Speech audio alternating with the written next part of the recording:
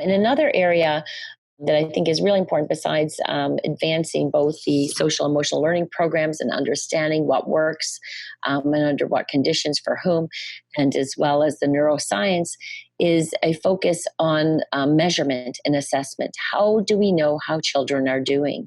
We have a lot of assessments about academics, not as many about social and emotional aspects. And one of the areas that I've been leading is the implementation of the Middle Years Development Instrument that follows the work at the Human Early Learning Partnership, which was founded by Dr. Clyde Hertzman.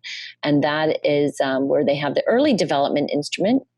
Again, a population-based measure, census-like, used in every province to determine how children are doing in kindergarten, kind of school readiness, but not so much. And it looks at social competence and emotional maturity. And just to note what we found in BC over the past few years, we've seen a significant increase in vulnerability around kindergarten children's social competence and emotional maturity, which means they're coming into schools with more need for social emotional learning programs than ever before.